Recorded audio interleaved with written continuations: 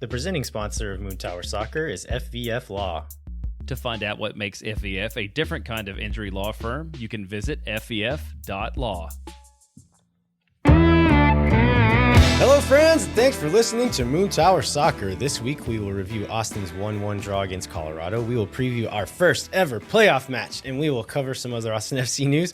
We also have a very fun interview with Austin FC player Ruben Gabrielsen, so we can't wait for you guys to hear that. My name is Landon Cottom, and I'm joined, as always, by Mr. Jeremiah Bentley. Hey, everybody. I'm Jeremiah Bentley, and I'm very happy to be back and behind the microphone in our back bedroom after having a week off. But Kevin did a great job of filling in and holding down the fort. So it's good to be back and seeing you and your fresh haircut, Landon. Yeah, good to have you back, man. It always feels a little bit different having new people in, but it feels like home with you back here, buddy. Oh, thank you, man. So I saw you Saturday before the game at Hop Squad, but then on Thursday at the game before Hop Squad, I went to this like Brad Stuver fundraiser that I want to talk about a little bit. It's for Bobby Jones CSF, and I don't remember how to pronounce the words that make up CSF, so I'm just going to sit at their musculoskeletal disorders and leave it at that. But the cool thing about it was, so Brad Stuver was there, raised some money for a good cause, and my son Jackson got to meet Brad Stuver, which is the thing that he's most wanted to do out of this Austin FC experience. He's such a good dude, and his wife was there, and she's such a good person too, and they are just shining lights and just beautiful people and amazing examples of what soccer can mean to the community as a whole. So probably maybe 100 people out there. I think we raised $8,000. He gave away a pair of game-worn gloves, and the whole Hanson Boys Modeling Football Club crew was out there. And as soon as somebody won the gloves, people started chanting for the person to sniff the gloves. So Brad looked mildly embarrassed by that, and Ashley looked super entertained by that. So there was a little bit of that. They ended up giving him some kind of award. They had him sign a photo of there's this pose of him stretching that they've yeah. show over and over again. So somebody had him sign one of those and just gave him T-shirts, gave him the official T-shirts with the big peach on it. So it was a good time for a good cause for sure. That sounds awesome. You said that your son was talking to him about middle school football. Yes, yeah, about middle school football. And the fact that Brad Stuver was 5'3" when he was 13 years old, and Jackson Bentley is 6'1". So Brad said he grew between his junior and senior year of high school when he became full goalie sized. Wow.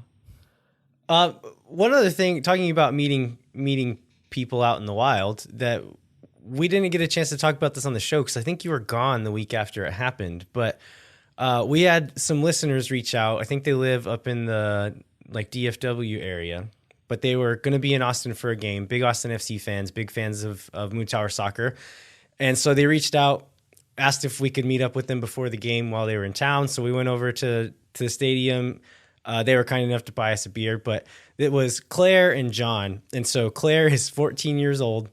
She got really into Austin FC I can't even remember why they got into Austin FC living where they live, but they did. Claire said she found Moon Tower Soccer by just Googling Austin FC stuff, and then got her dad John into it.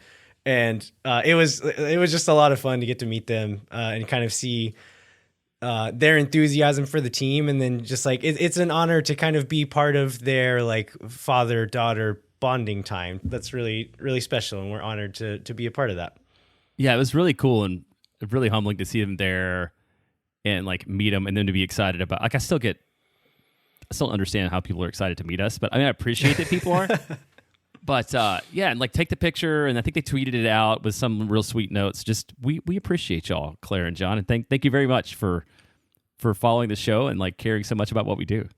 So one thing it did make me start to think about is, before that moment, I think I had a pretty lax attitude towards what kind of language we used on the show, and I would bleep it, but sometimes I would forget to bleep it, and then I would realize later, and I wouldn't go back and replace the audio file, and just whatever, it's fine. And then I realized okay, we have a big fan of the show, listens to every episode, who is 14 years old.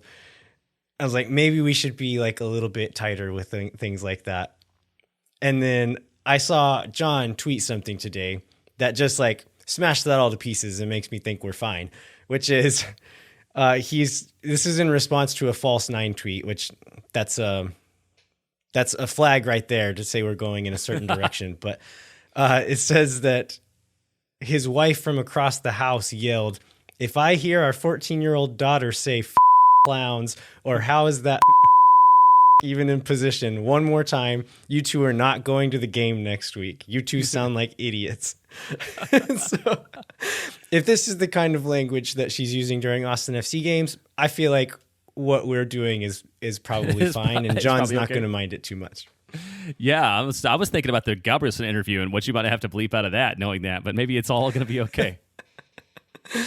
Well, Claire and John, thanks for listening. It was great to meet you. Hopefully we'll get to see you at a game again sometime soon.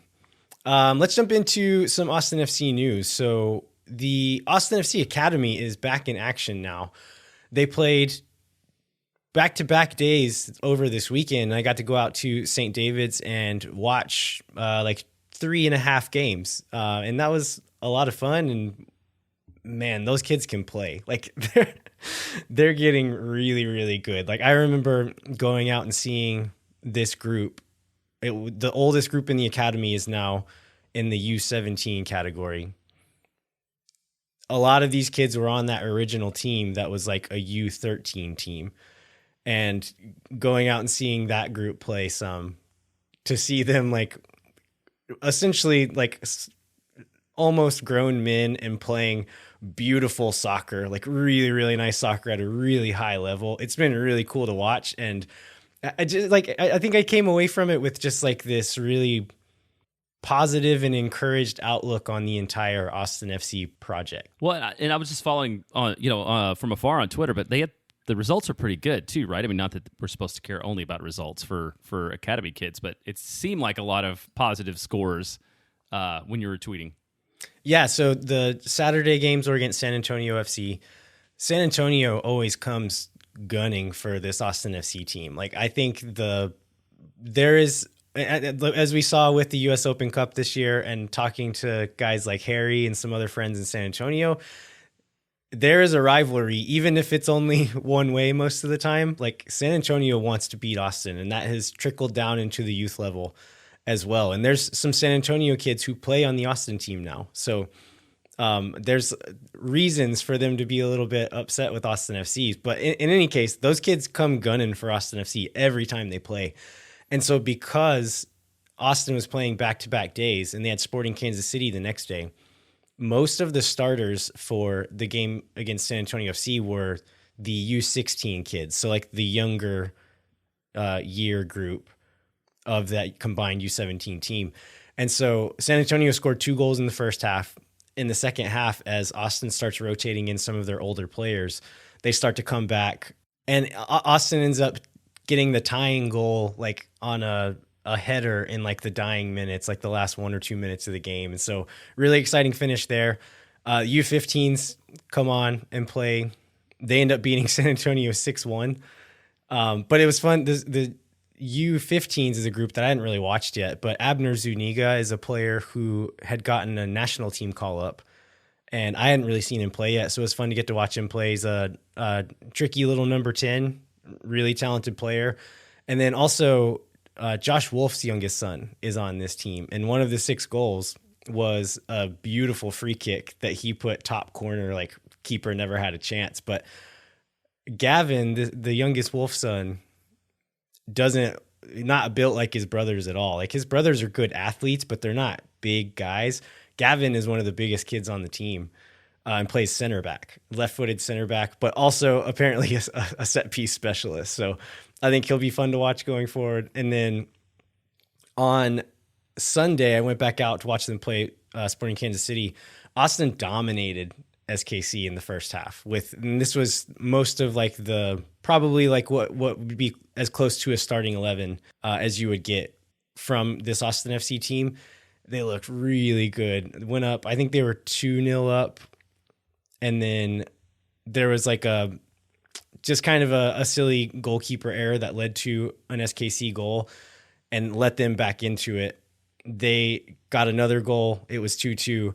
Again, Austin FC U17s get a goal in the last couple of minutes. Drake Fournier scores a header in the dying minutes and gets the go-ahead. But Drake Fournier had 2 headed goals in that game, and the first goal was a Micah Burton free kick, where it's one of those like off, like at a 45-degree angle off the corner of the 18-yard box, and just like the amount of curl and bend he puts on it to just whip it out and away from anywhere the keeper was going to get near, and then off the far post and into the goal. It was beautiful. But I don't, if you can't tell, I was very excited to watch these guys, and very very energized by getting to watch them play, and excited to see what they're going to do in the future.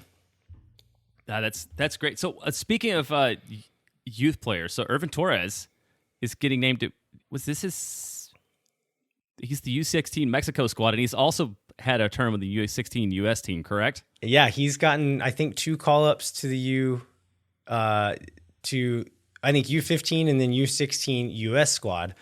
Recently, he got a call-up to the U16 Mexico squad. And so, yeah, I mean, both federations are apparently looking at him at the moment. I think a lot of our listeners and Austin FC fans will maybe have a preference for which of those countries he ends up choosing. In any case, like, this is a good sign. If you got US and Mexico fighting over your youth prospects, that's a good sign. And so, in any case, like, I'm honestly glad that he's going to get to see both and get a chance to get into both camps, play in both systems. And he's going to have a while to make that decision. It doesn't really lock him into anything until you get into the first team caps. And so, I hope he takes advantage of it. Go see both of them, make the decision that's right for you. But yeah, like I said, I think it's awesome that both of them are even giving him looks right now. Yeah, that's the headline here, is the fact that we have a person who has the opportunity to make it with both national teams is pretty amazing. And I guess the other U.S. and Mexico news we got was the Leagues Cup format came out for 2023. There are a few highlights here. I guess the first thing is probably the time. So it's going to be basically a month of the season in 2023 that we will not have MLS action, which so this begins on July 21st, and the final takes place on Saturday, August 19th. I mean, my feelings about being off a month are clearly just dependent upon how Austin's doing at the time, right? Like, if Austin's on a hot streak, you're going to be like, oh, why do we have to interrupt this tournament, the season for this tournament? And if Austin's kind of struggling, then it'll be a beautiful thing to get a chance to regroup. I mean, what do you think about that? Yeah, I've been thinking about how I feel about it. I think, like, as a soccer fan, I think this tournament is going to be really cool and a lot of fun. And I'm glad that they're taking a month off from the league. Like, both leagues will be doing it, so that it's not a thing where, okay, we're playing a Leagues Cup thing midweek, so we need to rotate and plan for it. It's like, no, this is all that's happening for this month. And so focus on it, take it seriously. And I think all the teams will. Like, you've been seeing these various little, like, mini competitions that don't really mean anything recently. And these teams are fighting for it. They want to win. Liga MX and MLS teams want to beat each other. And I think when we get into this Leagues Cup tournament, it's because they can focus on it. I think everybody's going to take it seriously. And it's going to be fascinating to see not the top teams against the top teams, because we get that in CCL sometimes, right? Most of the time we get to see the top Mexican teams and the top US teams play each other. But I think the big question is, like, what does the middle of the table look like against the middle of the table? What does the bottom of the table look like against the bottom of the table? This is going to be the first real meaningful measure of where these two leagues stand against each other. And I just think it's going to be a lot of fun. Taking my neutral soccer hat off and putting my Austin FC hat on, like you said, like, if we're killing it and we go into this tournament and then wear ourselves out and then have to come back out and play the rest of the season, like, maybe I'm not going to be so happy. But it's not going to be a ton of soccer, really. So I don't think it's going to be like the kind of workload that's going to kill a season. And if nothing else, I think it's going to be some really important experience and just like this international experience that when we do eventually get into CONCACAF Champions League and these bigger tournaments, that we'll have been there before. We'll have played competition like this and we'll be ready for it. And so I'm personally really excited about it. Yeah, and speaking of CONCACAF Champions League and why people might care, so I guess, one, you mentioned this, all 47 First Division clubs going to be in this, but the champion as well as the second and third place finishers will qualify for the CONCACAF Champions League. So there's, like, some real reward for winning this tournament or going deep. Some other Austin FC news is that Matthew McConaughey was actually at Q2 the other day.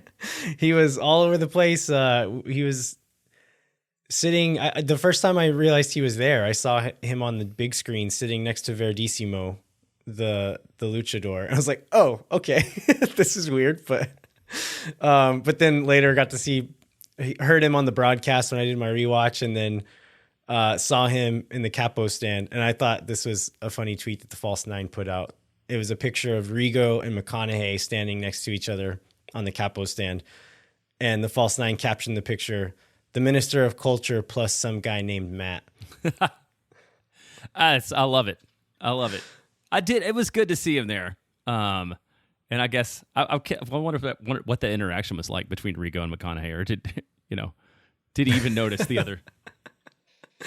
Another interesting thing that on the broadcast, I saw a clip of him saying that he'd been talking to Ryan Reynolds, is going to see if they could work out a friendly with Wrexham, which would be like the weirdest, most gimmicky thing in the world, but that I would also be like 100% there for it. It'd be magical. I mean, if some guys with the money to pull it off, they could bring Wrexham and play a match out at St. David's Performance Center or something. I mean, that would be pretty amazing. Do it at Q2. At Q2? Okay. Yeah. You'd need the celebrity owners there. Yeah. Turn it into a documentary, whatever. That's true. Made for TV movie. And then talking about Matthew McConaughey on the broadcast in there with Adrian Healy and Michael Hood, this might be the last time we hear from them in the way that we're used to anyway. So we've been seeing lots of the local broadcast teams put out thank you messages and videos and tweets and all kinds of things about this being their last time broadcasting the games in their local markets. Andy Loughnane was on the broadcast pre-match talking to Adrian and Michael. Adrian was saying, we still don't know anything. We don't know what's going to happen. We know that this is the last time we're going to be doing a game in this format. But even Andy was saying, like, we hope to keep you guys on in some form or fashion to continue working with you. So it really does seem, I figured by this point that maybe somebody would know something, or there'd be some idea of what things were going to look like. And it does not sound like that's the case, that they have any clue more of what the future holds for them. So they've done a great job this season. Hopefully they'll be able to do something. I would love to be able to keep them in Austin, working with the club in some way. But we'll have to wait and see in the next few months. Yeah, I'd love to see what other kind of opportunities they have. And this guy, Adrian, when we had him on, seemed unsure that MLS would be able to pull off this like long-term plan by the time the next season starts. Maybe he's maybe that's how it's going, and there will be local broadcasters in some form next year. I don't know. It's exciting overall, but it's a weird time for those guys, and hopefully it all works out. Yeah, I'm one thing that I'm hoping will improve with this new broadcast is that there will be more cameras in the stadium, not only to improve viewing angles and production quality, but maybe they could use it for something else, like maybe for VAR? Figuring out if people are offside or not. But we'll talk about that a little bit later. Should we jump into the Colorado Rapids recap? Yes, I think it's a great entry point, is talking about the Rapids match. This game ended 1-1, one late goal and then one really, really late goal to tie it up. I think there were a lot of negative feelings coming out of the stadium after this one for reasons that we'll get into shortly. But upon the rewatch and watching how Austin actually played and kind of reviewing the chances they had, I don't know about you, but I felt fairly encouraged by this game as far as like building momentum towards the playoff, being in good shape to go into the playoff and actually do something in the first playoff game. That's what I really wanted to see out of this game. And I think leaving the stadium, that was all lost on me because everyone was talking about and thinking about other things. But upon this rewatch, I felt a bit more encouraged. Am I alone in that, or do you feel that at all? No, I think that's what made the ultimate result so frustrating, is that I feel like Austin did play its game, and Austin had better chances, and they look strong. We'll talk about maybe the lineup in a little bit. Even with a little bit of lineup rotation, to keep guys healthy. Like I felt like they were the better team on that night for sure, and played the better game. And like that's part of why I was so angry about all the things that happened with the officiating. And boy, at the end, like that was a loud stadium, booing the refs off the field, like almost as loud as I've ever heard that place. Which, Q2 is a loud stadium all the time, all the way around. But if you want to get the entire stadium uniting behind one thing, it was yelling at the refs at the end of the match. Man, and Anthony Precourt tweeted after, maybe it was today that he tweeted this out, but he essentially said, like, tweeted a picture of the old school Incredible Hulk and saying, like, let's take this energy and turn it into like that edge that we're going to need next week for the playoffs. And I think like some people might look at that as like cheesy or corny or whatever. I absolutely love that sentiment, and I hope that is what is happening in the locker room. And I think there was a quote in the Striker article from this game from Brad Stuver saying, like, yeah, we're not gonna forget about this, and I think it will be useful for us. So I absolutely hope Austin FC channels that and just says, like, yeah, people are still doubting us. People are trying to keep us back. Let's show them what we're about. Yeah, I was looking up for that exact quote. He says, we're going to continue that edge and probably let this marinate all week. Use it as a little bit of fuel like we need anymore. I'm afraid for any team that comes across a pissed off Austin FC. Like, hopefully that is what comes to pass. Like, that's a great, way to think about things. To take the best you could out of what happened the other night. Talking about the booing at the end of the game, Ruben Gabrielsen had to be held back from following the refs into the tunnel as they were leaving the field. And then Alex Ring was walking across the field towards the refs, and several coaches were telling him, like, Alex, stop. You have to stay here. And he's like, I'm just going to go shake their hands, like had his hands up, like, it's fine. I'm not going to do anything. And he walks up, shakes all three refs' hands, turns around, and then as soon as he starts walking away, his head snaps back over his shoulder, and he's chirping at him the whole time he's walking away. And then Davey Arnaud is walking over towards the refs with people in his ear again, like, Davey, calm down. It's going to be okay. Does the exact same thing that Alex Ring just did. Shakes all their hands and then walks away, and then has his chin on his shoulder chirping at the refs as he's walking away the whole time. So, yeah, we'll get into what Austin FC needs to do against RSL, but I think we have part of the ingredients already cooking there. Well, I think the big thing on the it's like pregame leading up to the match, there's a lot of discussion about, okay, Austin's in second place, it's secured. Does this matter? Do we rotate? What do teams need to do? I think I'm pretty solidly in the camp of, like, we need some momentum going into the playoffs, and so I would like to see them put out their best squad and put out their best effort. And, like, you've got a week off between now and the next match. I was hoping to see sort of a full lineup and a strong performance, and I think in some way we got that. But maybe do you want to talk through what the changes that we saw?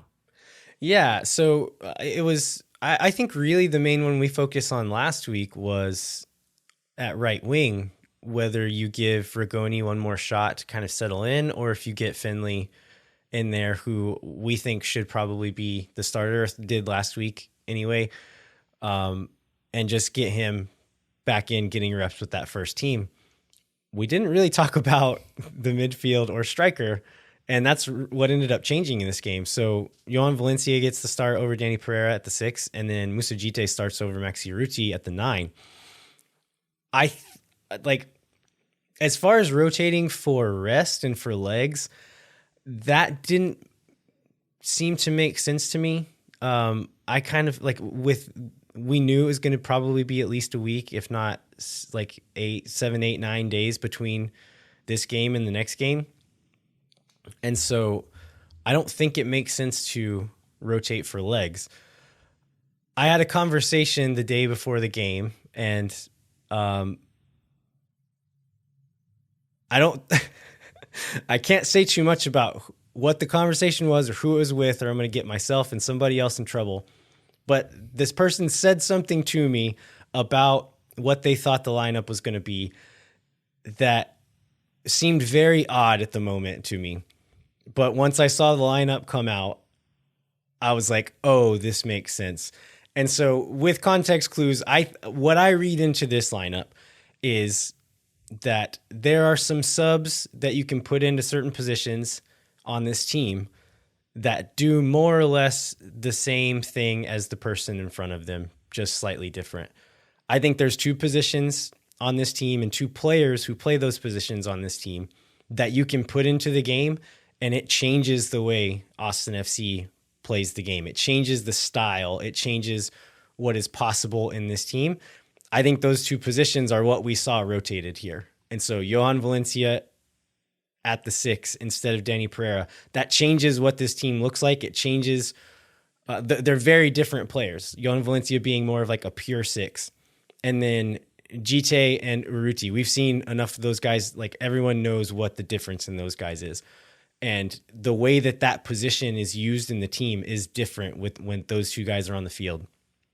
I think this is Josh Wolf trying out his plan B. And not necessarily like a plan B during a game, although it could be that. So it could be like, okay, I'm seeing this in a game. We're going to make this change to change how we're playing. I think these are the two positions you can do that the most with. And so whether it's from the very start in a certain game, like we're looking at the opponent, this is the way this team is going to play against us. This is what we need to do to change what we do.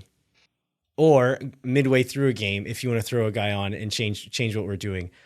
I think this is what he was getting a look at, is what does our plan B look like? Are these two guys ready to go and warmed up and in good form right now? And I think that's what he wanted out of this game. And I think he got it. Valencia and Djitte both looked good. Yeah, they did. I didn't see anything negative out of them. I was looking, like, Danny didn't play at all, right? No, I don't think so. I'm wondering, that's got to be just about the first game that he's like been on the roster and not played a minute too, which I thought was. I mean, I guess you just go with the way the game flow goes, but I was a little bit surprised that happened. Yeah, I mean, did Valencia come out? No, he played the full 90. Okay, yeah, I mean, that might have been part of it too, because I don't think he's played 90 minutes or anything close to it really this season. So Valencia, I thought he, like I said, plays different than Pereira, but was really efficient at kind of receiving the ball, moving it around. We weren't moving the ball through him as much as we do whenever, like, through that position when Danny's on the field. But in transition defense, he did what you would expect a pure 6 to do in that position. And I thought he was pretty good at it. Djitte, I didn't get a ton of strong chances, but as far as hold up play, being an outlet whenever we got into trouble a few times. And then also a thing that I think is maybe the biggest value drop off earlier in the season when you made a change, Djitte for Urruti, was the defensive work. And not only how hard Maxi works on defense, but how smart he is in those pressing rotations and knowing where to go and when to rotate and where to drop back. Doing all that stuff, he's so good at it. And Djitte wasn't really, but the last few games that he played and in this game, I thought Moussa Djitte did those things really well. And it looks like he understands what he's supposed to do, how to work off of Driussi and those pressing rotations. And I thought he looked perfectly fine in those moments. Yeah, the other lineup change that we saw was the in the coaching box, where Josh Wolf picked up. So was it his third yellow, or was it the third yellow for the bench, which he then served? I don't really know what that. Very unclear. We couldn't see any of it on TV, right? And so we're like, I think at one point you see a yellow get shown towards the general vicinity of the bench, but we didn't really know who it was for, and so I don't fully understand what happened. But it was for a yellow card accumulation, and I don't know if it was specifically on him. In any case, he was the one who had to pay for it and missed this one out. So Davy Arnaud coached I think that's his 4th MLS game as a head coach. I think he had 2 for Houston a few years ago after, I think maybe Wilmer Cabrera got fired. And then he's done 2 for Austin FC this season. So, Davy's getting a few warm-up games before maybe one day he goes and tries to get a head coaching job for himself. For sure. And I guess the big thing for Davey for me was, like, I didn't notice. You didn't notice Davey? You didn't notice a whole lot of, like, differences between like what you would expect to see like out of a Josh Wolf team with substitutions, rotations, and stuff like that. So I mean, it seemed like he had a solid game. Yeah, I mean, and we did get to hear more from him in interviews and like the press conference, and it seems like a really smart guy. He is clearly Josh Wolf's like right-hand man and kind of his partner in building the plan for this team. And I think that shows. Like, I don't know that you lose a lot of the greater game plan having Davey step in for a game, just because I think he is so involved in all of it anyway, and being Wolf's sounding board and kind of helping him plan all that. So yeah, I think it's, like you said, it's probably a good thing that, like, if you don't notice whenever the assistant coach is the top guy for a game, that's probably a good thing. Yeah, it absolutely is. So I guess the next thing to do is you want to talk through some goals or not goals. Yeah. Disallowed goals, things that should have been goal scoring opportunities that weren't. But like, yeah, the game flow itself. Yeah. So the first one comes in the 25th minute. This one is it's a free kick, correct? So it's pretty deep. Diego Fagundes takes it. As they almost always do, they try to get it onto Julio's head, and then he redirects it somewhere else and try to get a shot. They get it on Julio's head. He heads it down towards the goal. Driussi does a really good job to get a foot on it and get it past the keeper. They call the goal. They're back to the center circle. Everyone's standing around waiting for the kickoff. And then there's a delay and a delay and a delay. They go look at it. They call it off for offside. After getting a chance to look at this one, do you think they got this one right? I don't think they got any of them right. You know, and I hate to be like the I feel like we end up being the voices of reason in some of these very often, and not like blaming games on the officials, because I kind of hate that approach. Like, I feel like that's every fan's way, but I feel like they got every major call wrong when it came to Austin on Sunday afternoon or Sunday night. How do you feel about it? So you think Driussi was onside? I think he was onside. Yeah, I think it was the least. I think it was the least obvious of those. Like, that was wrong, but I think he was onside. Yeah, I think there's one angle that's kind of like from above that I think his foot is just offside, and so I think he probably was off. So do I think they got this one right? Yes. Does that mean I think the refs did a good job? No, I don't. Because there's a play later on that we'll talk about here very shortly that doesn't get overturned on a much larger margin. Like, it seemed much clearer that they got it wrong, and it doesn't get overturned. And so just the inconsistency, the indecision, I don't think they did a good job at all, even though I do think they got this one right. And just before this, it's literally the play that leads to this free kick. Colorado has a goal kick. We win the header, and it bounces back and falls to Djitte. Djitte, like, kind of chests it, like, catches it with it on his chest, and it bounces up in the air. And he kind of juggles through traffic, like bouncing it off his head, off his shoulder, off his leg, off his head, off his shoulder, and runs through 3 or 4 defenders, and then pushes forward and gets kicked again, and then is breaking through, and it's like gonna be out on his own, like in a really dangerous area running towards goal, and they blow it back for a foul instead of playing advantage. It's like, yeah, it was a foul. Good job. Thanks for calling the foul. But we just had a breakaway that you stopped because you didn't play advantage. That's what leads to that free kick. And then we get that goal called off. And so, again, I think they got one call right, but it's just so many little things that I think they did a poor job at. And it wasn't just like the main official. There's some stuff that the assistant referees got wrong. I think VAR got some stuff wrong. And so it was the whole crew. And this is something that I thought was really interesting, is Josh Wolf talked to the media after the game up in the press box. And there's a quote that Chris Bills had in his article from Wolf. And he said, "It's frustrating, but it's a game where we're not playing for any positioning, and they're certainly out of it. So we get the reffing crew that we get, and that's what we live with." This is a thing that had not occurred to me, that it seems like he's hinting at the fact that like the games that mattered more were going to get the better referee crews. And I would imagine Josh Wolf knows the tendencies, knows the records of these referees. I think that's probably part of these coaching staff's jobs, is to know these things. And so it almost seems like he looked at this crew and was like, oh, we got the D we got the team, worst. essentially. Yeah. We got the JV squad tonight.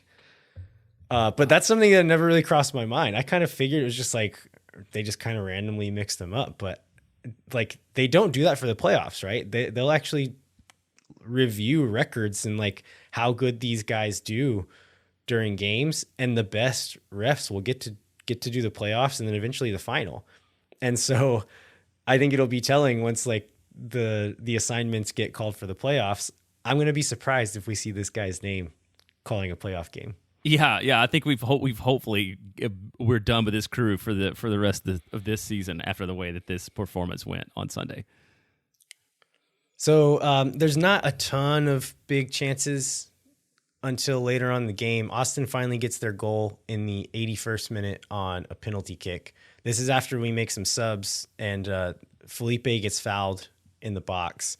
Clear penalty, right? Like that was clear. Yep. Bundled over in the box. It looked like for a second they weren't going to give it, but ended up blowing the whistle. There's a big kerfuffle in the box, and they do the whole thing where Rigoni goes and stands over the ball while everyone's talking trash to him, and then the ref clears them all out, and then Drusy goes up and places the ball and takes it. But there's some like pushing and fighting going on outside of the box, and Ruben and Estevez, one of their wing backs, kind of get into it, and then Drusy steps up and just slots it down the middle. And as they were fighting, they're like pushing, and then took the shot, and then Ruben just kind of stood up straight and like patted Estevez on the back. I was like, all right, have a good day, man. Yeah, maybe it was because we talked to him this week, but I noticed like all the Ruben things, and maybe I didn't always appreciate in this match for sure. The little like the gamesmanship and things that he will do really stood out for me. Just like a little like condescending pat on the back, like good job, bro. So Austin goes up. What were you gonna say? I was gonna say no. Right after that, I thought we were gonna be up 2-0. Like the excitement from the first goal had barely stopped when the second goal happened. Yeah. So this is a really nice sequence of play. Drusy ends up with the ball, flicks it through to Diego. Diego chips the keeper. It looks very clean to me in the stadium. Our seats are not at the best angle.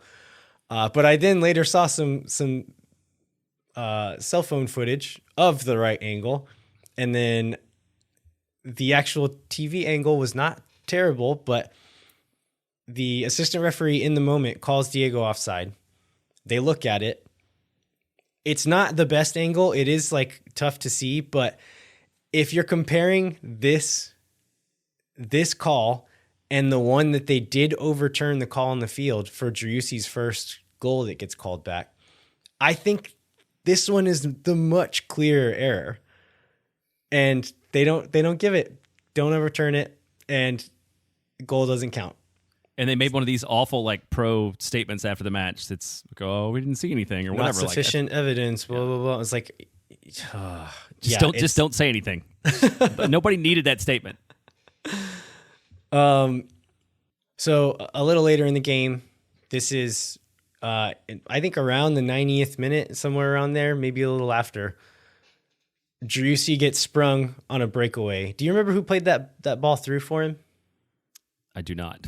I can't remember. It might have been Felipe. I don't remember. Maybe Felipe did, but somebody plays a through ball, and Abubakar, the center back, is deeper, but he has to turn and start running. Driussi's at a full sprint, and it becomes very clear that Driussi is going to overtake him and probably get onto the ball. I think you might be able to make a case that the goalkeeper could have stepped out and maybe beat Driussi to the ball. I think that's a huge maybe. We can maybe talk about that a bit more, but Abubakar knows. You see a moment in the video where he realizes that Driussi is about to run past me. He changes his angle. He's no longer running towards the ball and instead is running to cut Driussi off.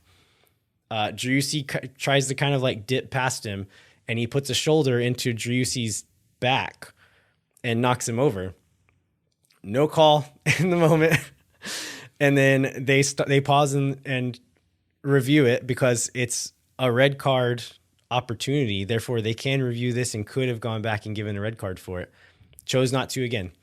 I think in the moment and watching it back, I still think the same thing, that I think there's a case to be made for this not being denial of a goal scoring opportunity, and being given a yellow card.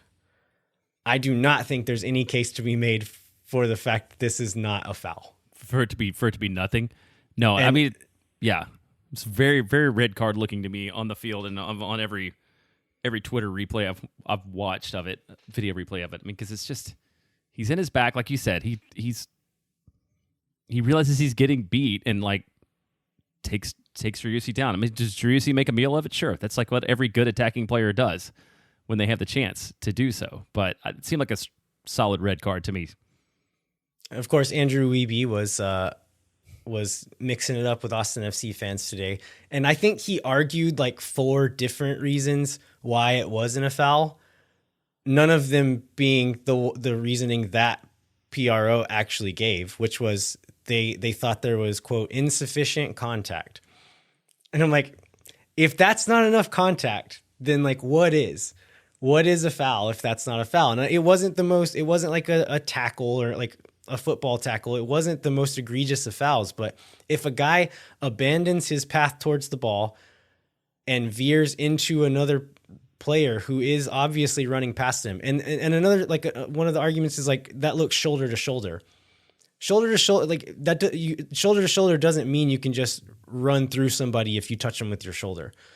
If there's like the ball is there and Abubakar is trying to win the ball or shield the ball and goes shoulder to shoulder with the guy, that's one thing. He abandons the ball. He's like, I'm not worried about the ball anymore. I'm just going to take this guy out. And so like, there's so many arguments that I think none of them are valid. This one really pissed me off. I think that one and the Fagundes offside call are just both so clearly wrong when they overturned another one that was far less clearly wrong. Davey Arnaud was talking about it after the game. The players were talking about it after the game. I saw some national voices on Twitter talking about it after the game. It really does seem like Andrew Wiebe's the only person who thinks that this ref did a good job in that moment. See, Andrew, he was too nice to everybody. I guess he's feeling like he felt love after he was on our show, and sort of said nice things about Austin. So he's trying to turn it around. Yeah, and that so then again, I think it's the second time that So we're up 1-0, and hopefully we'll still manage to see it out. And then I feel like this was out of nowhere. Then like the goal that was pretty much at the death comes for Colorado to send everybody home angry and disappointed. Yeah, and the kicker here is that Lalas Abubakar, the guy who probably should have just gotten a red card, ends up getting the assist on this equalizer. And so not only was it a moment where Driussi probably would have been one-on-one with a keeper that he denies and should have gotten a red card, he gets to stay on the field and ends up assisting the tying goal. And so if this game had meant anything at all, I think there would have been a literal riot in that stadium because it was already really raucous the way it was. Had we lost the game on that call, I think there might have been like some problems in there, because I'm not sure how many people were aware of this, but we talked about it last week on the show that 1 point got us like essentially 3 more lottery tickets into qualifying for CONCACAF Champions League without having to win MLS Cup. And so had we lost this game, then the only way for us to qualify for MLS or for CONCACAF Champions League for next year is to win MLS Cup. Whereas that point got us a few other routes to get there. And so it didn't mean anything as far as standings or our place in the playoffs or who we're going to play there, but it did have consequences. And this is a thing that Driussi said after the game. Michelle Sanchez posted a video of it and a translated quote. But Driussi was essentially saying, like, this is serious. Like, they need to take a look at this, because yeah, today it didn't mean anything, but if this happens next week, like, it has serious consequences, and this can't be allowed to continue. Things need to change. Yeah. So just in conclusion, would you say the referees had a good night or a bad night I think on Sunday? The whole crew did a terrible job. They were awful. That's fair.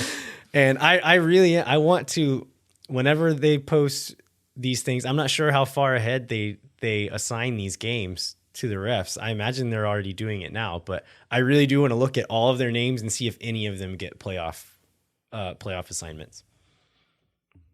Because I will be angry and shocked if they do. Especially if it happens to be in an Austin match. So looking at the stats of at this game, expected goals, our favorite stat. Colorado ends up with a lower XG number than Austin on, is it almost twice as many shots, which is, I think it's like, it says something about shot selection and chance creation. And I think this is like indicative of Austin's season on the whole, right? Is that, yeah, we've overperformed expected goals all season, but I think this is why. Like, this is the reason why, is because we only take shots from dangerous spots, essentially. Like, we're not trying to just get a shot. We're trying to get the shot. And we don't always make them, but like, we take fewer shots because we're more patient to get in those areas. And I think this, like, yeah, XG for one game is not super accurate, but I think this is part of the reason why Austin overperformed those metrics so greatly, is because most teams just will take more shots and won't be as picky or as good at creating the high level shots. And so I just thought that was an interesting stat.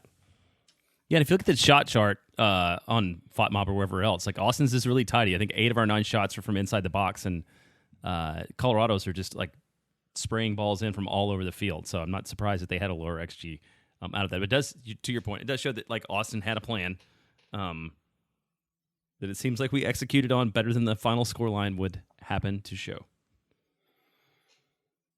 Yeah, so final whistle blows after like, not long after they score, right? I want to say it's like a few seconds. Yeah. As soon as the whistle blows, Maxi Urruti starts walking towards the ref with just hands above head, sarcastic clapping. Yeah, I mean, you really saw that we've got a lot of passionate dudes, right? From Maxi to Ring to Ruben to, like, all the things you talked about. Like, there's a lot of strong feelings on the club, and I think ultimately that probably is to our benefit.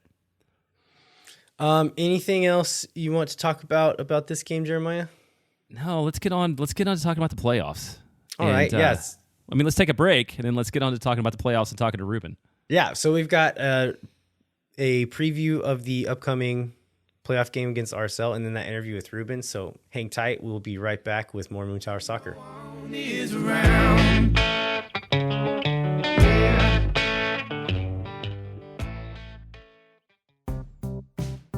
We have done our final ticket giveaway for the season, brought to you by Sage Wilson Property Group. Thanks so much for everyone who entered to win. We're really glad that we were able to provide some tickets to folks. I know some people who had never been to a game, so really glad that we're able to kind of get some more people into the stadium to experience that atmosphere. If you or anybody you know are in need of Sage real estate advice in Austin, as we all should be. I don't know. I think I say that. I was like, oh, the market's up. We should all need Sage real estate, Sage advice. And now, like, the market's down. We all need Sage advice. No matter whether you're buying or selling, you should talk to our friends at Sage Wilson Property Group. That's where I'm going to leave this. And as always, Moon Tower Soccer is brought to you by our friends at FVF Law, the official injury lawyers of Austin FC. FVF is a different kind of personal injury law firm dedicated to community transparency and client education. You can go to FVF.law to find out what makes FVF a different kind of injury law firm and why understanding your legal options can dramatically change the outcome of a case. Once again, that's FVF.law.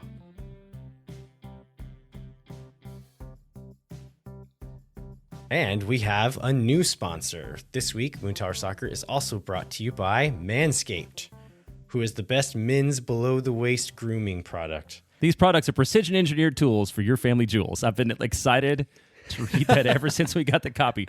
Manscaped's Performance Package, the ultimate in men's hygiene bundle. You can join over 6 million men worldwide who trust Manscaped. And we have an offer for you, 20% off and free shipping with the code Verde at manscaped.com. So we each received the Performance Package 4.0 as part of this promotion, and there's a lot in there. Inside there, you'll find and it's also very nicely packaged. Like it was like a presentation. It was like opening a gift. It was really nice. It felt special. So you'll find the Lawnmower 4.0 trimmer, the Weed Whacker ear and nose hair trimmer, the Crop Preserver deodorant and Crop Reviver toner, performance boxer briefs, and a travel bag to hold all your goodies. The Lawnmower 4.0, this is the trimmer. They call it the future of grooming. Jeremiah, you actually already had one of these, right? Do you want to tell folks about your experience with it?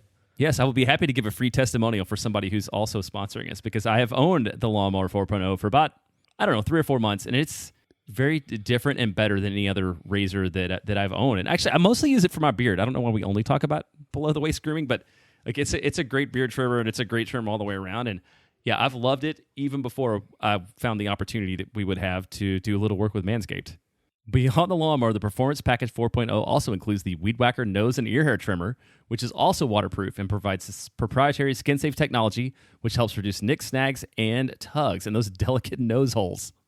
And this actually works. I've got significant nose hair, and have used machines like this before, and they almost always like pull your hair out. And I've used this one, and it worked a charm. It was great. And then this also comes with Crop Preserver deodorant. Crop Reviver toner will change the way you approach your hygiene routine. And also 2 free gifts for the Performance Package, a pair of boxers and a travel bag. The travel bag is nice because there's a lot of stuff in there, and you need to be able to carry it neatly. So again, you can get 20% off and free shipping with the code Verde at manscaped.com. That's 20% off with free shipping at manscaped.com using Verde. Unlock your confidence and always use the right tools for the job with Manscaped. All right, we are back, and we are going to preview Austin FC's first ever playoff game. So a couple hours after the game ended the other day, we had all of the matchups set, and then had all of the scheduling set as well. So Austin FC got the Sunday 2 p.m. slot. It's going to be on ABC. I think the actual kickoff time is going to be 2:18 is what MLS Kickoff Times is saying right now. And I think it's going to be the ESPN crew. So I think we're going to have Taylor Schwellman and John Champion on the call. So they're giving us like the A team essentially. Yeah, it'd be the big time crew. So this series all time is tied 2-2 each. Split last year's matches, split this year's matches. Both teams won at home this year. Most recently, Moussa Djitte's beautiful 15-minute hat trick allowed Austin to pick up a win 3-0 on September 14th. RSL did not have a great run into the end of the season. They did just enough, right? They lost 3, drew 1, and then beat Portland on decision day to both get themselves into the playoffs and eliminate Portland.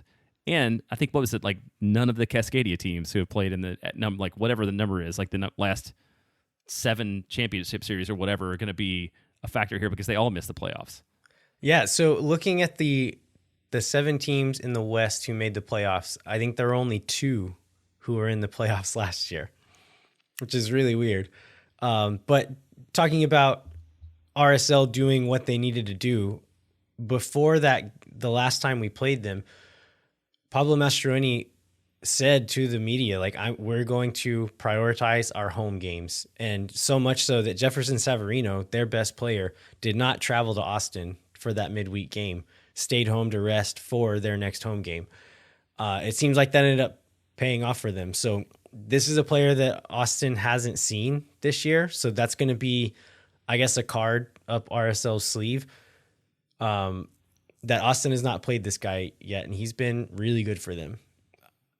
Yeah, and he scored their first goal of the Portland match. So it was Severino, Rubin, and Davis scored those 3, and they were up 3-0. So it was a dominant victory they had. So they're coming in, and I guess, off a high note for sure. So, Jeremiah, do you want to remind folks what RSL's playoff looked like last year? Yes, they had a great bus parking adventure in 2021 against Seattle Sounders in the first round of the playoffs.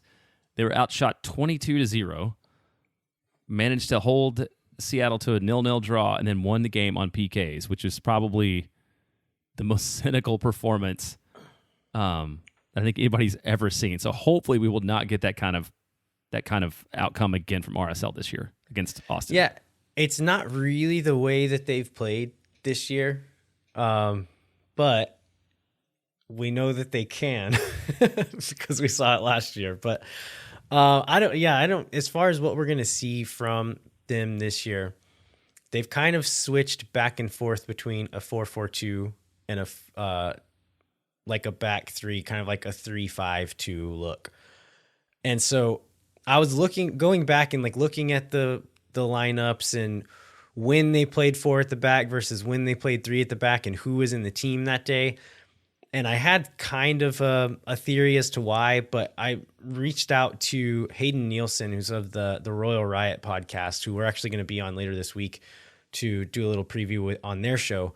But he confirmed kind of what my suspicion was about what decides which formation they're going to go with. And it's basically who's available in defense and how to get their best players on the field. So Andrew Brody, Brian Oviedo, and why can't I remember Herrera's last name? Aaron Herrera are all nominal fullbacks of some sort or another. And so I think earlier in the season, Herrera and Brody were getting most of the minutes as like wing backs, kind of attacking wing backs. They brought in Oviedo. He's been really good for them. But Oviedo and Brody, I guess all three of them are fullback / wing backs. And so a way that they found to get them all on the field is to play Brody and Oviedo as wing backs and then play Aaron Herrera as one of a back three. And so Herrera was not available the other day. They played 4 at the back because they could put both of those guys as fullbacks.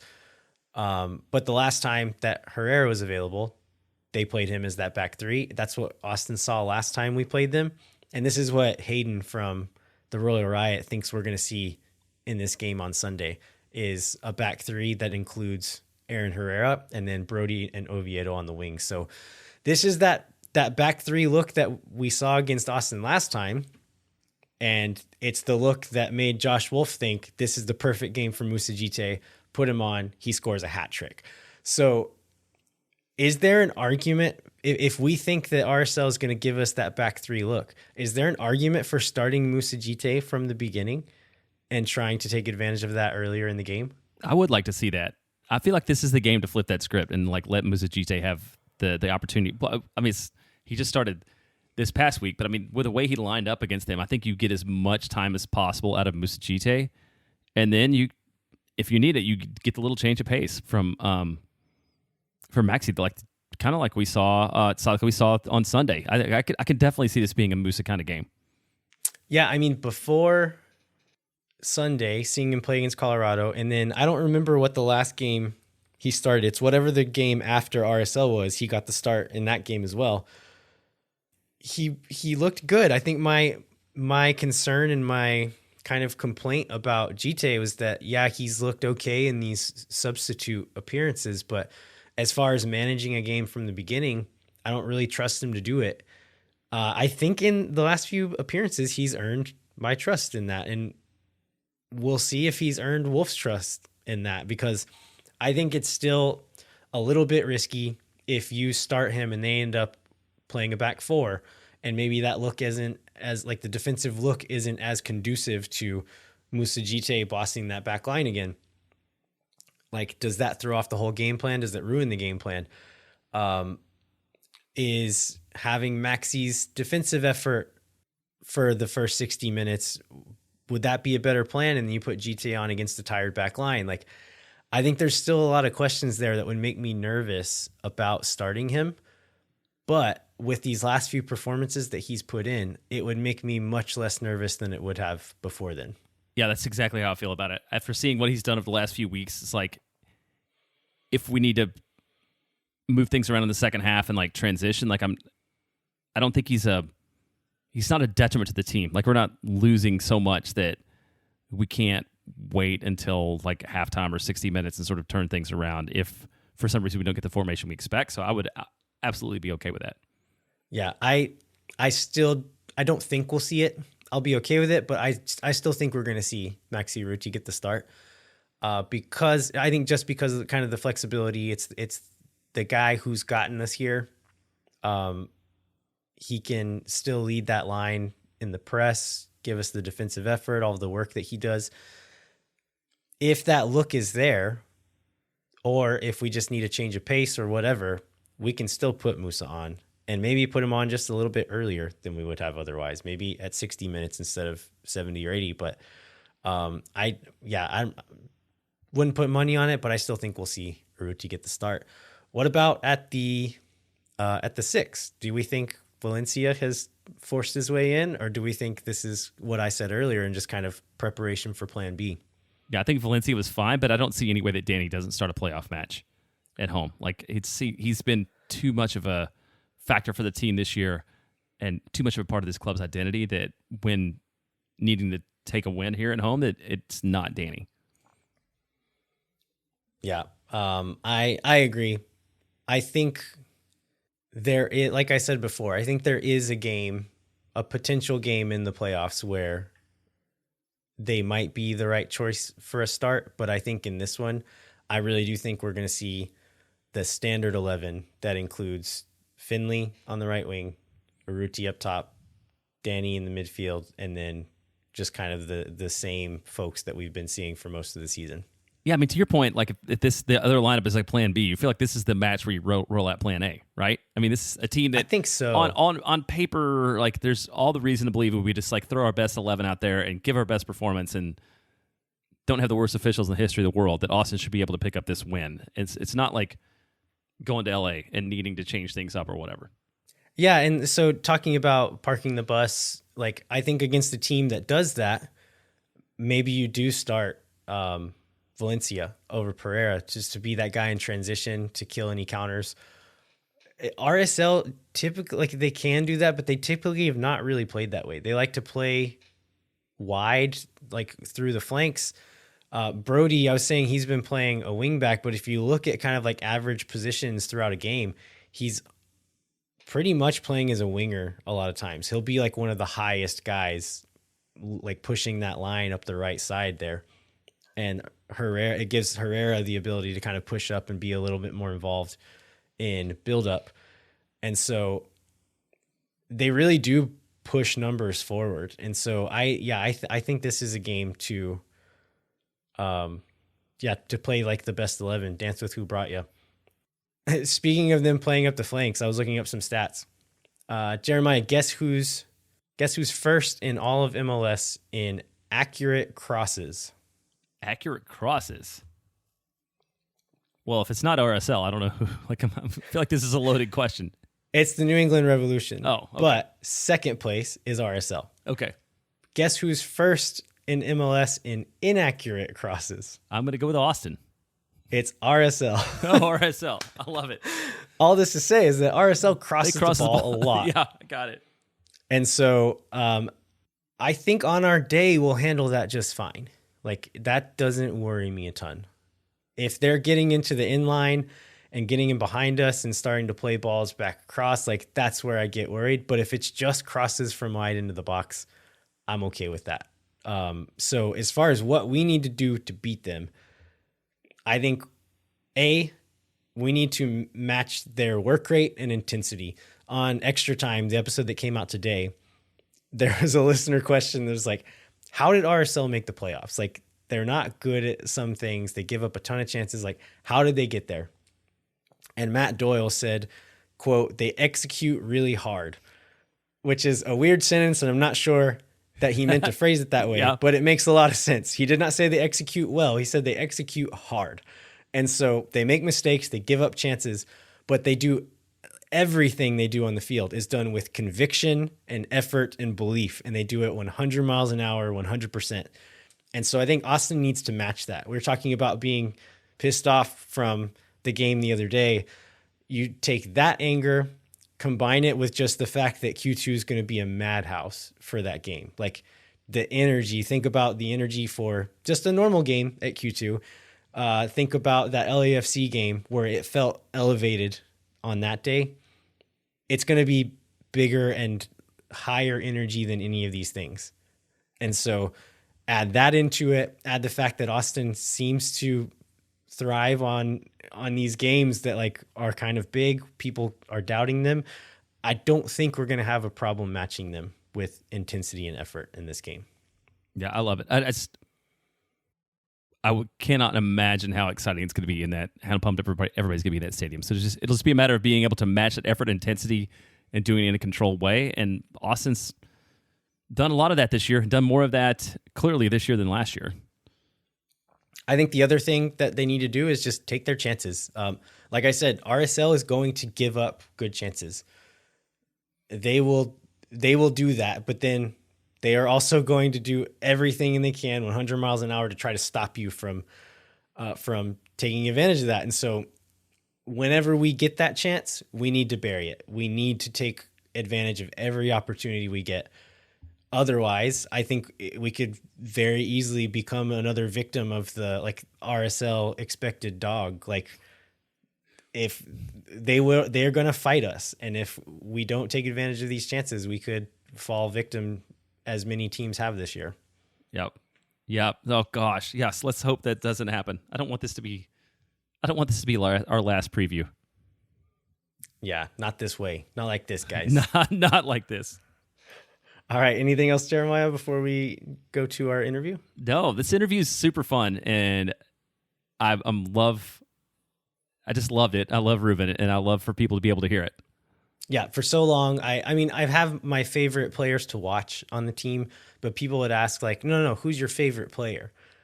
As far as like personality goes, I didn't always have an answer. I have it now. It's Ruben Gabrielsen. He's the best. I ain't got no time to let you pass. I only got one life, and it's gone too fast. All right, we are so excited to be joined today by Austin FC center back Ruben Gabrielsen. Ruben, thanks for coming on Moon Tower Soccer. Thank you for having me. So I guess our first question is, how are you and your family liking Austin so far? Oh, we love it. We love it. We lived in France and they didn't speak none of the languages, so they were struggling a lot. And now we're here when we can speak English, and people in Austin are so friendly. They help us a lot, so we love it. And how old are your kids? 2 and 4. 2 and 4. So are they doing like preschool or something like that? I guess Yeah, they're not going in to full school yet. They're going to school. So the oldest one speaks okay English now, and the youngest one is just a reckless guy, so we don't know yet. And how are they liking the weather so far? It's way too hot there. It's way too hot. It's something else. They tried to warn me before I came here, but I didn't believe them. And this summer has been something else. I just had some friends move to Austin from Vermont, which is like in the northeast of the U.S., and they're like, no, we love it. It's never cold. It never snows. We love it here. So I was curious if maybe coming from Norway, you had a similar attitude, but it doesn't sound like it. I like it. Don't get me wrong, I like it, but come on, it was 110 some days. You couldn't go outside. Yeah, to be fair, this is the worst it's ever been, so maybe it won't be so bad next year. It makes sense. Yeah, we're gonna baptize you by actual fire with the kind of the summers around here and getting used to it for sure. And it's like the fall should start at some point, but it hasn't yet. I mean, other than the weather, are there things about living in Austin that sort of surprise you or that you weren't expecting? Yeah, the people, they're so friendly and everybody wants to talk. And it's like, if you stand in the elevator, people actually want to talk to you. And that's unheard of in Norway. You shut up and you look, stand in the wall and you don't say nothing. Here it's like, yeah, how nice shoes. You're like, oh, yes, thank you. Very, very friendly. And I guess how many of the people around here like sort of know you, and you'll see them like sort of nudging each other in HEB or whatever, like that you're, and how much anonymity maybe do you have here as opposed to other places you've played? Nah, it's not a lot here. I'm walking around freely, do what I want. Nobody cares, and I love it. That's perfect. So it's not a lot here. Was more in France because we did bad, and that's oh no, we want to have. So talking about Europe, coming to Austin, to MLS after playing in Europe, what are your observations about MLS as a league? I talked to like Ula Kamara in DC, and he said the league was high level and everything, and he's a good friend of mine, so I trusted him, and he was right. The traveling is something else here because you go to Colorado and the altitude, and that was new to me. So it's a lot of things that are I never experienced in my life. So it's next year is going to be better, but this year was some rough games for me. What are some of the other differences you've noticed about playing in MLS as opposed to playing in Europe? I will say the crowd are a lot more friendly. They're super friendly. It's like, yeah, you suck. That's the worst thing you can hear. That's no problem. And the level is really high. There's a lot of good players here. So it's they're technical, fast, and it's a very, how do I put this, very entertainment. It's entertainment. Everything is entertainment. Score five goals is fantastic. A game that's 5-4 in Europe is 1-0 is the best. So it's different. You talk about this skill. Is there a guy that like you have already grown to hate, or that you don't want to line up against? Players Yeah. that I don't like, or like personal, No, for the other teams. I'll give you everything. Okay. This Cavallini pissed me off last game, so I don't like him anymore. Good. So we have something that's for next year, and I don't like Chicharito at all. Yeah, but the rest is I can mention plenty of players, but I remember in the first practice game that you played with the team against Chicago Fire. I was out at the practice facility for that one. And I remember you coming onto the field. I think you played just like a few minutes at the end. And you came onto the field, and the first thing that you did was like a set piece. And you just walk up to Kasper Shabilko and just like slap him on the back and then walk back 2 more steps. It's like, all right, I like this guy's attitude. yeah, it's when I play game, I have control, but it's like a wild control. So I just do what I want to do, and sometimes the things feels right, and that's just the attitude I have when I play. It's nothing. It's only it's because I love the game. That's all. So some of our listeners wanted to know who your football idols were when you were younger, and feel free to name other players. But I found an interview where you mentioned a player named Daniel Broughton. Can you tell us a little bit about Daniel and why you liked him? Yeah, he's a legendary player. He was same color as me in Norway with a big afro. I had the same, and he was strong like a bull, and he's just bullied people, and so it's like he looked like me in Norway, and like it's most white people. So that was like, oh, that's the king for me. And I think he stopped playing now, but he was the king. He was the king for me. And you have Jon Carew, that's all big striker. That was fantastic. I have no defenders though. No, never. So I think I read your parents are from Cameroon. Is that right? My dad is from Cameroon, mom Your from dad. Okay. So my wife actually lived in Cameroon for a while. Do you know what part of the country he was from? She wanted me to ask you. As Yaoundé. Yaoundé. Okay. Yeah. She grew up in the extreme, or not grew up. She lived in the extreme north, so pretty far up there. That's far, yeah. Okay, so you talked about being a minority in Norway. What was that like growing up in a country as someone of African descent, being a minority there? It was good. Can't complain at all. It was fantastic. But it's like groups like everywhere where we moved. But in the beginning where I lived was like only 2 white people in my class, and fantastic. I loved it. I loved every bit of it. And then we moved, and then me and my brother was the only black people at school. And that was in the beginning a bit tough, but at the end, I wouldn't change it. I got the best from both cultures, so I'm super happy with it. I also read in an interview that you said that you wanted to go abroad earlier in your career, but you needed to stay in Norway for family reasons.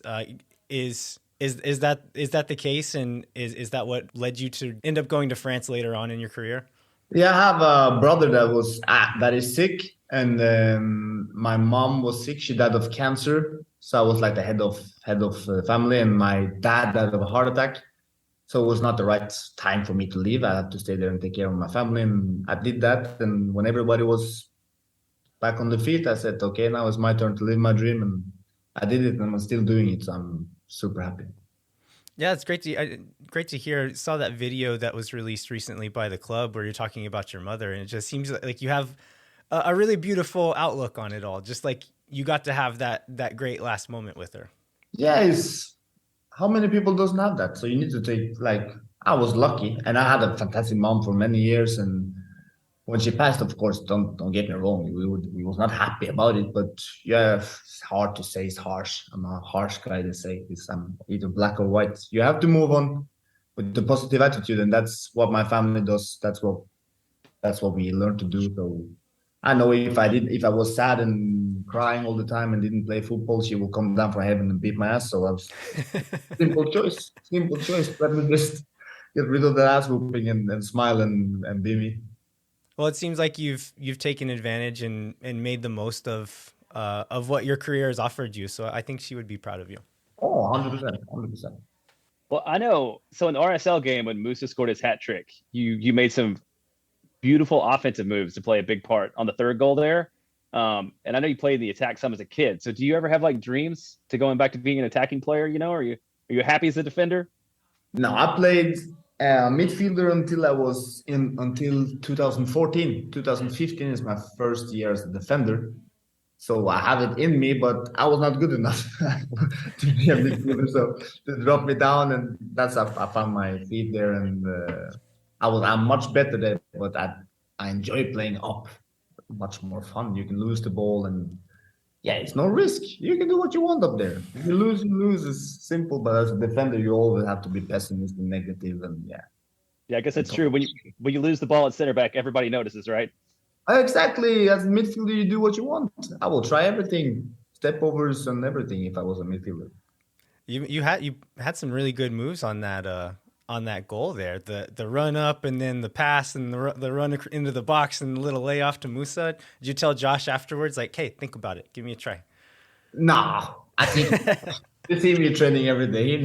He knows that I'm a defender. I'm a defender. He knows that was an outlier. I'm good with the ball for a defender. I'm not Pereira as a six, so but I would love to try it, and the fans will maybe love it too, but we will not win. So.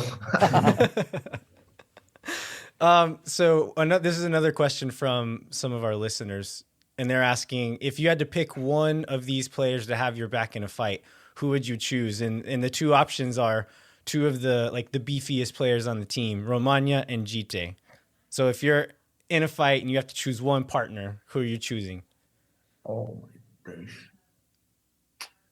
Oh. Or you can choose a different player and tell us why. Who can I choose? Gallagher? I want to win the fight. I don't want to lose. I'm taking Musa. Musa? Yeah. But it's either way you win. So, but I'm taking Musa. All right. Romagna seems a little too nice, maybe. Oh, no. He has temper. Don't worry about it. Good. That is good. So how about you've developed a relationship with Julio Cascante, I think, pretty quickly. Like, talk about how that came about, and I think I know how you feel about him. Tell us how you feel about him. First of all, he's a fantastic guy, fantastic dad and husband. He has the same values as me. I think it's more like that. On the pitch, we argue a lot. It's not like we have the best bromance in history. We just stick to the same things. We want to. It's about respect, and he wants the same as me. He wants the best for his family. So we talk more about family stuff and important things compared to football. So that's why I like him so much. He's a fantastic guy. He's role model, I would say. He's so respectful to everybody, and I need to learn that. And he's like he just carries himself as a proper man, and that's why I respect him so much. So you are like kind of a tough guy, a strong player on the field. You speak your mind. You seem to speak pretty directly, but you also seem to be a pretty big cheerleader for your teammates and like to talk them up both on the pitch and off the pitch. So how do you view your role in the locker room? My role in the locker room? I don't know. Somebody will call me the harsh man. Someone will call me the joker and the prankster. But as long as everybody wins, I win. I learned that early on. If Julio has 10 clean sheets, I have the same. So if Musa scores 3 hat-tricks, we win games. So if everybody wins, I win. That's my mentality. I just want to help people, and sometimes help can be that they need the truth, that they're not good enough, or they need to do better, or yeah, or that I will say that you're doing fantastic. I will give you credit when credit is due, but if you don't deserve it, I will let you know. I like it. Okay, so I've got a couple other listener questions. Are we going to explain what this group is, Landon, or just? If you want to know what it is, you can ask John Gallagher. He can explain it to you. It's the I don't know. I think I know. Okay. Yeah. So yeah, there you go. The first one is, what's your favorite dance move other than the worm? Because we saw you break that out on the field. Do you have another specialty, and what would we be able to see it? Oh no, yeah. If you catch me in the club, maybe you see it, but I don't think so. I would say simple two-step is nice for me. Yeah. Did you learn? Did you learn a two-step here? Yeah. Not country two-step though. So in Texas, two-step has a different connotation. It's line dance? I can do line dance. It's like partner country dancing is also two-step. No, never. No, just a simple left and right with a bounce and some swag. Gotcha. And a drink in my hand. That's my favorite way to dance too. Exactly. We also want to know who leg presses the most. Like leg presses. Yeah. Who's got the best leg press? Squats? Sure. Let's say who can squat the most. I think that would be Romania or Nikki. Yeah, but I would say Romania because Romania don't have to do it. It's just natural. But I think if you tell him to do it, he will lift the truck. And we should say that the name of the group is Handsome Boys Modeling Football Club. So we have that's Gallagher in that group. No, he's like they're like a fan group for all the handsome boys on the team. So who's the handsome boys for the team? You're included. No, 100%. But Gallagher is there. So what type of group is this? It's not even handsome. There's what's specifically they call themselves Gallies Gals, I think. The ones that are Gallagher fans. I don't know if you're fan. Going on in Texas, they have no taste. That's I'd rather go for Danny Houston or something. That's a pretty guy. And you already let us know how you feel about Danny's hair in that car video. I love Danny. Danny's we get to see Danny in like up close when we met with when the Queen of the Netherlands came and did his thing, and I agree. He's a good looking man in person. Yeah, he's beautiful. He's beautiful. He's not even good looking. He's just beautiful. All right, so we're approaching the playoffs. The last little string of results haven't been the best this season, but y'all seem to show up for the big games. So are you confident that this team is going to be able to show up and kind of turn it on whenever the playoffs get here?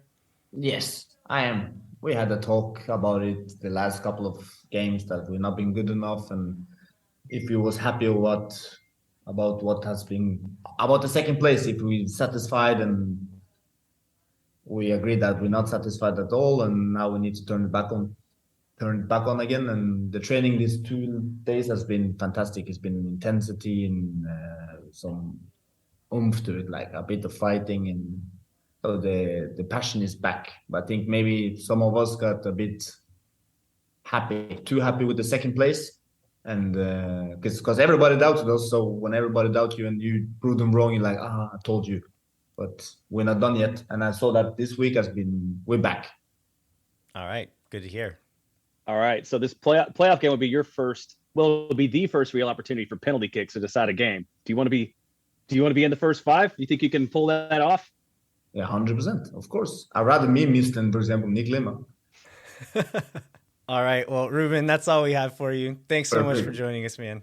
Thank you for having me. Yeah. Good luck in the playoffs. Thanks a lot. Bye. Bye.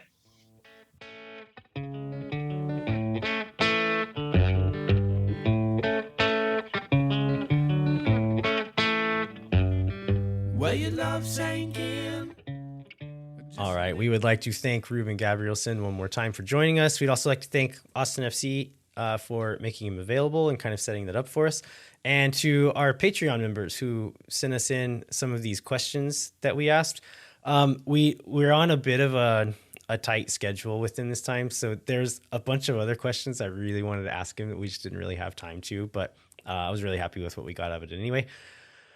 Before we wrap up, we'd like to remind you to rate, review, and subscribe wherever you get your podcasts. And then if you want to continue the conversation, come find us on Twitter at elviajero87 and jbentley_ATX, and then at Moon Tower Soccer on Twitter and Instagram. You You can also sign up for the Patreon, where you too can send in questions for us to ask Austin FC players like Ruben Gabrielsen. And then we'd encourage you to visit the Striker website, where you can get a discount with the code MoonTower22 with a capital M. Jeremiah, what should folks look out for there? We've touched on it a little bit, but the fact that both Phil and Chris had this access to the locker room, like there's a lot of great post-game quotes that you can't get from anywhere else other than the ones that the guys from the Striker got from everybody, sort of about the referees and the performance and what it means and how to expect. So Chris Bills had a really good article this week with a lot of quotes from players and coaches about the referee decisions, how that would affect the team, how they might use that as motivation for the playoffs, and it just really shows the access that the Striker gets that nobody else does, which is exactly the reason that everybody out there should go ahead and subscribe. Absolutely. All right. Well, thanks so much for listening. We'll be back next week with a new episode of Moon Tower Soccer, where we will review the RSL match, and then hopefully we'll be previewing our next playoff match. Until then, I'm Landon Cottom. I'm Jeremiah Bentley. We'll catch you next time. When no one is around.